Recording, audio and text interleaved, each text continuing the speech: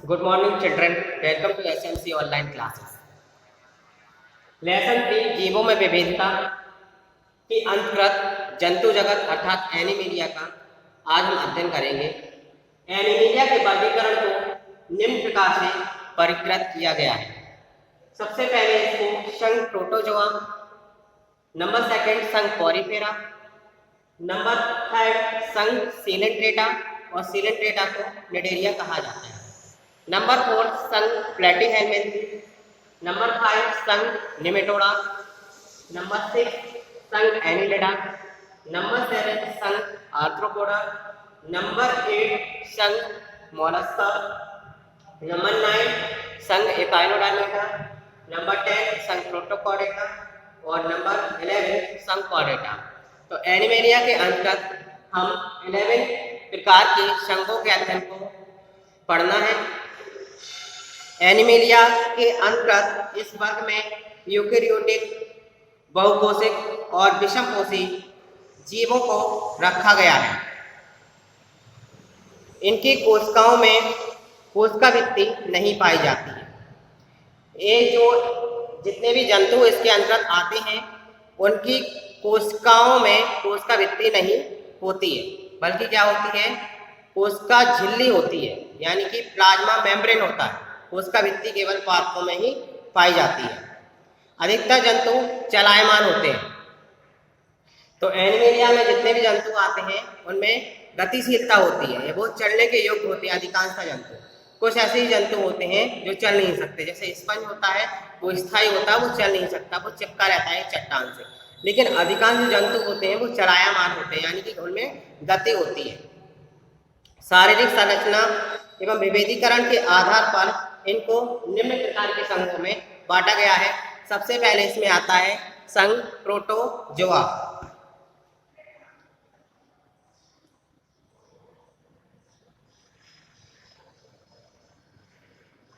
प्रोटोस आदिम, प्रोटोस का अर्थ होता है आदिम या प्रथम, और जून का अर्थ होता है जंतु, यानी कि पहले संघ के आने वाले जंतु क्या कहलाते हैं, प्रोटोजोआ कहलाते हैं। पहले संघ में आने वाले जंतु को क्या कहते हैं, प्रोटोजोआ कहते हैं। तो प्रोटोस का अर्थ होता है प्रथम और जून का अर्थ होता है जंतु। इसे जगत प्रोटिस्टा में जगह मिली है। जब हमने आपको भीटकर द्वारा 5 जगती वर्गीकरण को पढ़ाया था तो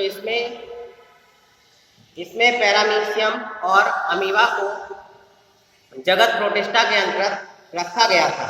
अतः यह पूर्ण रूप से मान्यता प्राप्त संघ नहीं है।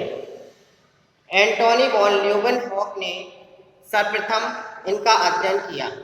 वैज्ञानिक एंटोनी वॉन ल्यूवेनहॉक ने सर्वप्रथम प्रोटोजोआ का अध्ययन किया। गोल्डफस ने इसे प्रोटोजोआ नाम दिया। पूछा जाएगा आपसे कि प्रोटोजोआ नाम किस वैज्ञानिक ने दिया, तो गोल्डफस ने इसको प्रोटोजोआ नाम दिया और एंटोनी वॉन ल्यूवेनहॉक ने सबसे पहले प्रोटोजोआ का अध्ययन किया था। इस संघ के सामान्य लक्षण निम्न प्रकार है। पहला जो लक्षण है इसमें ये एक कोशिकीय व सुकेंद्रीय जीव होते हैं, अर्थात इनमें एक कोशिका होती है तथा सुकेंद्रीय, यानी कि इनमें केंद्रक पूर्ण विकसित होता है। सुकेंद्रीय अर्थात इनमें केंद्रक पूर्ण विकसित होता है। नंबर सेकंड पॉइंट, ये अति सूक्ष्म जीव जल, कीचड़ या नमी युक्त स्थान पर स्वतंत्र रूप से या पादपों व जीवों में परजीवी के रूप में पाए जाते हैं। परजीवी के रूप में इसका जो एंट अमीबा हिस्टोलिट का होता है वो मनुष्य की आंत में पाया जाता है।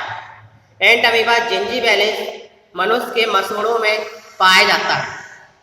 और कुछ कैसे होते हैं, स्वतंत्र रूप से पादपों में ही पाए जाते हैं। अगला पॉइंट है, ये प्रायः एकल पाए जाते हैं, एक ग्रुप में नहीं होते हैं प्रोटोजोआ संघ के जंतु, बल्कि कैसे होते हैं, एकल यानी कि अकेले होते हैं एवं नग्न या पेलिकल जैसी महीन परत से आवृत होते हैं। इनका ये एवं नग्न या पेलिकल जैसी महीन परत से ढके होते हैं। अगला पॉइंट, इनमें अंतःकोशिकीय श्रम विभाजन होता है, अतः जीव द्रव्य स्तर का संगठन पाया जाता है। अगला पॉइंट होता है इनमें गमन हेतु सीलिया। गमन के लिए इनमें सीलिया यानी कि चलने के लिए इनमें सीलिया होते हैं।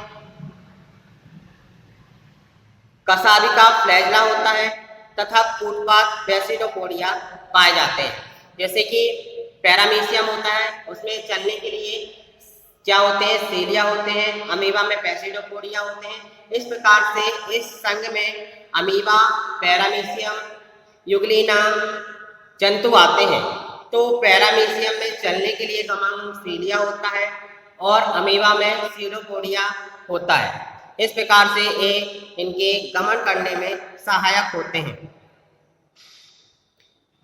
इनमें संकुचनशील रिक्तिका द्वारा शरीर में जल की मात्रा निर्धारित होती है। इस संघ के जंतुओं में एक संकुचनशील रिक्तिका होती है जो शरीर में जल की मात्रा निर्धारित करती है।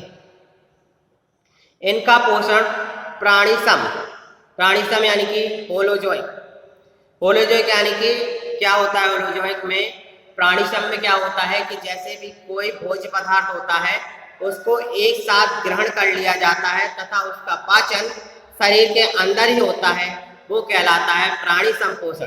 तो इस संघ के जंतुओं में प्राणी संपोषण मृतोपजीवी या परजीवी प्रकार का हो सकता है।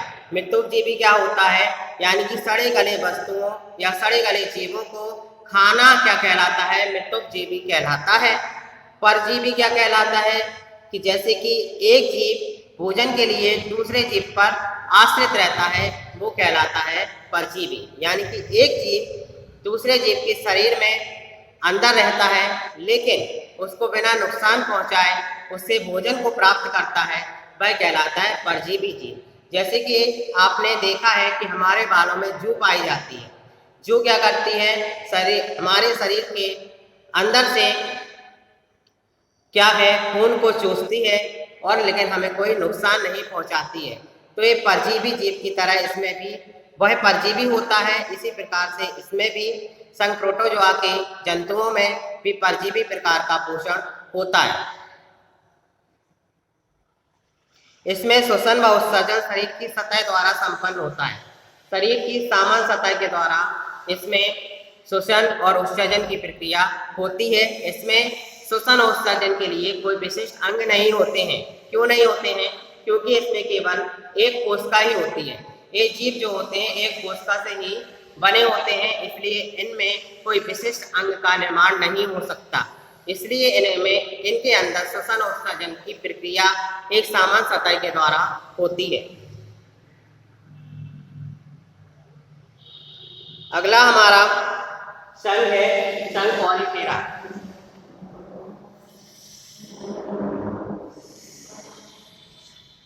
संघ पॉलीफेरा पोर्स यानी छिद्र और फेरी मतलब धारण करना। छिद्र धारण किए हुए जंतुओं को पॉलीफेरा संघ के अंतर्गत रखा जाता है। क्या, पोर्स मीन छिद्र और फेरस मीन धारण, यानी कि छिद्रों को धारण करने वाले जंतु पॉलीफेरा संघ के अंतर्गत आते हैं। यह निम्न कोटि के बहुकोशिकीय जीव हैं। एक प्रोटोजोआ संघ के जंतु एक कोशिकीय थे, ये क्या है, निम्न कोटि के बहुकोशिकीय जीव हैं। लेमार्क ने इन्हें जूफाइटा कहा था। वैज्ञानिक रॉबर्ट ने इस संघ को क्या कहा था, जूफाइटा कहा था तथा रॉबर्ट ग्रांट ने इन्हें पॉलीफेरा नाम दिया। यह पादपों की भांति स्थिर व शाखित होते हैं। जैसे कि हमने आपको बताया था कि स्पंज जो होते हैं वो चट्टानों से चिपके रहते हैं। इनमें चलने के लिए कोई गमन अंग नहीं होते, बल्कि क्या होते हैं, चट्टानों से चिपके रहते हैं। इनमें गमनांग यानी कि चलने की कोई प्रक्रिया नहीं होती है। ये पादपों की तरह एक चट्टान से चिपके रहते हैं। इन्हें छिद्रों के कारण, इनके अंदर जो छिद्र होते हैं, इसी कारण से इन्हें क्या कहते हैं, स्पंज कहते हैं। इसके सामान्य लक्षण निम्न प्रकार हैं। ये प्रायः सभी जलीय जीव हैं। अधिकांशतः पॉलीफेरा संघ के जो जंतु होते हैं वो जल में पाए जाते हैं, जो समुद्र तथा जलाशयों में पाए जाते हैं तथा उभयलिंगी होते हैं। इनका शारीरिक संगठन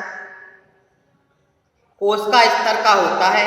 अतः इनमें ऊतक व अंग अनुपस्थित होते हैं। इनका जो शरीर होता है केवल कोशिकाएं ही इसमें होती हैं, लेकिन इसके अंदर ना तो ऊतक होते हैं, जब ऊतक नहीं होंगे तो इसके अंदर अंग भी नहीं होंगे, तो ऊतक और अंग इसके अंदर अनुपस्थित होते हैं। और इनका जो शरीर का संगठन होता है वो केवल कोशिकीय स्तर का होता है। किसका होता है? संघ पॉलीपोरा संघ के जितने भी जंतु होते हैं उनका शारीरिक संगठन कोशिकीय स्तर का होता है। उनमें ना तो ऊतक होता है, ना ही उसमें कोई सी अंग का निर्माण होता है। इनमें नाल तंत्र पाया जाता है जो शरीर की सभी महत्वपूर्ण प्रक्रियाओं में सहायक है। यह 3 प्रकार का हो सकता है। नाल तंत्र पाया जाता है और शरीर की जितनी भी प्रक्रियाएं होती हैं उसी नाल तंत्र के द्वारा होती हैं। और नाल तंत्र 3 प्रकार का होता है। एस्कॉन प्रकार का होता है, साइकॉन प्रकार का होता है और ल्यूकॉन प्रकार का होता है। इनका शरीर असम्मित, इनमें कोई सम्मिति नहीं पाई जाती, असम्मित होता है। देह गुहा भी, इनमें किसी भी प्रकार की शरीर के अंदर गुहा नहीं होती है। वह द्विस्तरीय होता है। इनका शरीर कैसा होता है? डिप्लोब्लास्टिक होता है, यानी कि 2 झिल्लियों के द्वारा इनका शरीर का निर्माण होता है, यानी कि इनके शरीर के अंदर 2 झिल्लियां पाई जाती हैं, इसलिए इसको क्या कहते हैं? डिप्लोब्लास्टिक कहते हैं। अगला पॉइंट, वह त्वची स्तर पिनेकोसाइट कोशिकाओं का बना होता है तथा आंतरिक जठरी स्तर कीप अथवा कॉलर कोशिकाओं का बना होता है। इन दोनों स्तरों के मध्य जेलीनुमा मीसेनकाइमा पाया जाता है।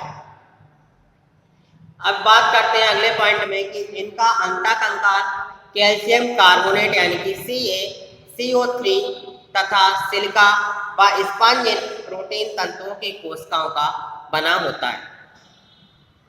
इसमें अलैंगिक जनन मुकुलन के द्वारा, जैम्यूल के द्वारा तथा विखंडन द्वारा होता है। इसमें अलैंगिक जनन 3 प्रकार से हो सकता है, जैसे कि हमने बताया मुकुलन के द्वारा यानी बडिंग प्रोसेस के द्वारा, जैम्यूल के द्वारा, विखंडन के द्वारा तथा लैंगिक जनन आंतरिक पर्ण निषेचन के द्वारा होता है। इस संघ के जंतुओं में निम्न जंतुओं को शामिल किया गया है: साइकोन, यूप्लेक्टेला, ल्यूकोसोलेनिया, स्पंजुला आदि। यूप्लेक्टोला को फूलों की टोकरी कहा जाता है। जब जापान में शादी विवाह होते हैं तो इसे उपहार के रूप में जोड़ी को, इसको यूप्लेक्टेला को भेंट में दिया जाता है। नेक्स्ट है अपना संघ सिलेंट्रेटा। संघ सिलेंट्रेटा को निडेरिया भी कहा जाता है। निडे का मतलब होता है दंश कोशिका। जैसे हमने बताया ना ये होता है सिलेंट्रेटा को निडेरिया कहते हैं। ठीक है, तो जो निडेरिया दंश कोशिका तथा खोखला यानी कि खोखला और इंटेरियन आंत, इसका पुराना नाम सिलेंट्रेटा है। निडेरिया नाम इनका दंश कोशिकाओं की उपस्थिति के कारण पड़ा है। इसमें दंश कोशिकाएं होती हैं जिस कारण से इसको क्या कहते हैं? निडेरिया भी कहते हैं। इसका पुराना नाम क्या है? सिलेंट्रेटा है तथा इस संघ के जंतुओं में दंश कोशिकाएं पाई जाती हैं, जिस कारण से इसका नाम क्या कर दिया गया? निडेरिया रख दिया गया। अरस्तु ने इन्हें निडी कहा था। ल्यूकर्ट ने स्पंजों को सम्मिलित करके सिलेंट्रेटा संघ बनाया, जबकि वैज्ञानिक हैचिक ने निडेरिया संघ को पॉरीफेरा व टीनोफोर से अलग कर दिया। इसके सामान्य लक्षण निम्न प्रकार हैं। एकल जीव होते हैं। ये भी क्या होते हैं? एकल जीव होते हैं, लेकिन कुछ जीवों की जातियां इनकी समूह में भी पाई जाती हैं, जो प्रायः समुद्र तथा जलाशयों में ही पाए जाते हैं। इनका शरीर द्विस्तरीय यानी कि डिप्लोब्लास्टिक डिप्लोब्लास्टिक यानी कि इनके शरीर 2 झिल्लियों से निर्मित होता है। देहभित्ति युक्त शरीर के अंदर देहभित्ति होती है, अरिसम्मिति होती है। अरिसम्मिति क्या है? यानी कि जब इनको काटा जाता है यानी कि इनका सेक्शन किया जाता है तो इनके पार्ट 2 अलग अलग भागों में डिवाइड हो जाते हैं तथा दोनों की संरचना एक सी दिखाई देती है, वो कहलाते हैं अरिसम्मित। शरीर के दोनों स्तरों के बीच मीसोगिलिया उपस्थित होती है। तो शरीर का दोनों स्तर के बीच में क्या होता है? इसके बीच में मीसोगिलिया होती है। ये जंतु बहुरूपी होते हैं तथा इनमें पीढ़ी एकांतरण पाया जाता है। इनका शरीर ऊतक स्तर से संगठन से निर्मित होता है। इनका शरीर कैसा है? ऊतकीय स्तर का होता है, लेकिन इनमें अंग का निर्माण नहीं होता, केवल ऊतक ही इसमें होते हैं। और शंखोरिपोरा में क्या था? केवल कोश के स्तर का था, ना तो ऊतक थे ना ही अंग थे। और शंख सेलेंट्रेटा के जो जंतुओं का शरीर है वो कैसा होता है? ऊतकीय स्तर का होता है। इनके शरीर पर दंश कोशिकाएं पाई जाती हैं जो गमन, सुरक्षा व पोषण में महत्वपूर्ण भूमिका निभाती हैं। इनके शरीर में एक ही छिद्र होता है जो मुख एवं मलद्वार दोनों का कार्य करता है। तो इनके शरीर के अंदर, इस संघ के जंतुओं के अंदर केवल एक ही छिद्र होता है जो कि मुख एवं मलद्वार दोनों का कार्य करता है। उसी के द्वारा ये भोजन को ग्रहण करता है तथा उसी के द्वारा ये भोजन का एक्सक्रीशन करता है, उत्सर्जन करता है। इनमें श्वसन, उत्सर्जन, संवहन तंत्र अनुपस्थित तथा तंत्र का तंत्र अल्प विकसित होता है। ना तो इसमें श्वसन तंत्र होता है, ना ही उत्सर्जन होता है, ना ही संवहन तंत्र होता है, बल्कि तंत्र का तंत्र होता है, लेकिन वो भी बहुत कम अल्प विकसित होता है। ठीक है, बहुत ही कम विकसित होता है, क्योंकि दंश कोशिकाएं होती है इसके अंदर। तो जो बाहरी शत्रु आते हैं तो वो क्या करता है? मस्तिष्क के द्वारा उसमें संदेश पहुंचता है, तो उसको वो क्या करते हैं? दंश कोशिकाओं के द्वारा पकड़कर उनका भक्षण कर लेते हैं, यानी कि उनको खा लेते हैं। तो ये संदेश कहाँ से मिलता है? इन्हें तंत्र का तंत्र के द्वारा मिलता है। लेकिन इनका तंत्र का तंत्र तो होता है इनके अंदर, लेकिन अल्प विकसित होता है, पूर्ण रूप से विकसित नहीं होता है, जिस प्रकार से मानव का पूर्ण रूप से विकसित होता है। इनमें पुनरुद्भवन की अपार क्षमता पाई जाती है, जो इनके मीसोगिलिया में उपस्थित अंतरालिक कोशिकाओं के कारण होता है। तो इनमें पुनरुद्भवन की क्षमता पाई जाती है। तो इनके शरीर के बीच में जो मीसोगिलिया होती है, तो मीसोगिलिया में अंतरालिक कोशिकाएं होती हैं के कारण ही पुनरुद्भवन की क्षमता होती है।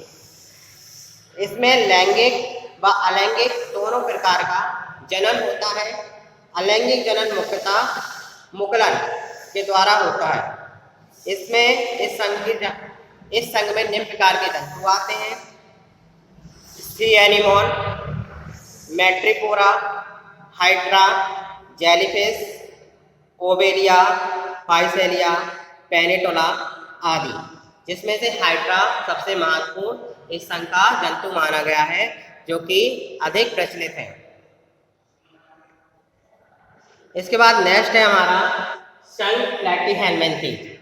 संघ प्लैटीहेलमिन्थेस, प्लैटी का अर्थ होता है चपटा और हेलमिन्थेस का अर्थ होता है कृमि, यानी कि चपटा कृमि। तो इसको हम संघ प्लैटीहेलमिन्थेस को चपटा कृमि भी कह सकते हैं, क्योंकि प्लैटी का अर्थ क्या है? चपटा, और हेलमिन्थेस का अर्थ है कृमि, यानी कि इस संघ को हम चपटा कृमि भी कह सकते हैं। इनका शरीर पृष्ठ अधर कक्ष से चपटा होता है। प्लैटीहेलमिन्थेस शब्द का प्रयोग सर्वप्रथम गैगेनबॉर्ग ने सन 1859 में दिया। ये विभिन्न जंतुओं में पाए जाने वाले अंतःपरजीवी हैं। इनके सामान्य लक्षण निम्न प्रकार होते हैं: इनका शरीर त्रिस्तरीय ट्रिप्लोब्लास्टिक होता है, यानी कि इनका जो शरीर का निर्माण होता है, इनके शरीर के अंदर 3 झिल्लियां होती हैं। आगोहिक व द्विपार्श्व सम्मित होते हैं। द्विपार्श्व सम्मित का अर्थात मतलब है कि इनके शरीर को जब काटा जाता है तो दाएं और बाएं हिस्से इनके एक से ही दिखाई देते हैं, यानी कि दाएं और बाएं हिस्सों में एक समान संरचनाएं होती हैं, वह द्विपार्श्व सम्मित कहलाता है। बायलैटरली सिमेट्रिकल तथा शारीरिक संगठन अंग स्तर का होता है। इसमें अंगों का निर्माण होता है। इस संघ के जंतुओं में अंगों का निर्माण भी होता है। अगला पॉइंट है, कुछ सदस्यों में शरीर पर कूट विखंडीकरण पाया जाता है। अगला पॉइंट है, शरीर लंबा, पतला तथा चपटा होता है, इसलिए ये जंतु चपटे कृमि कहलाते हैं। अगला पॉइंट है, इनमें चलने के अंगों का अभाव होता है, अर्थात गमनांगों का इनमें अभाव होता है, किंतु चूसकांग अंग पाए जाते हैं। इनके शरीर पर मोटी क्यूटिकल की परत होती है जो अम्ल, क्षार या एंजाइम्स प्रतिरोधी होती है। इनमें आहार नाल अल्पविकसित या अनुपस्थित होता है। इनमें कंकाल तंत्र, श्वसन तंत्र व परिसंचरण तंत्र अनुपस्थित होता है तथा श्वसन त्वचा द्वारा प्रायः अवायवीय होता है। ये द्विलिंगी होते हैं तथा जनन क्षमता अत्यधिक विकसित होती है। इनमें अंतःनिषेचन पाया जाता है। इस संघ में निम्न प्रकार के जंतु आते हैं। Number 1 planaria, Taenia solium, Amphilina, Fasciola hepatica, Schistosoma, Paragonimus आदि। पैरागोनियम को फेफड़ा कृमि कहते हैं और सिस्टोसोमा को रुधिर कृमि कहते हैं। नेक्स्ट संघ का अध्ययन हम नेक्स्ट क्लास में करेंगे। Thank you.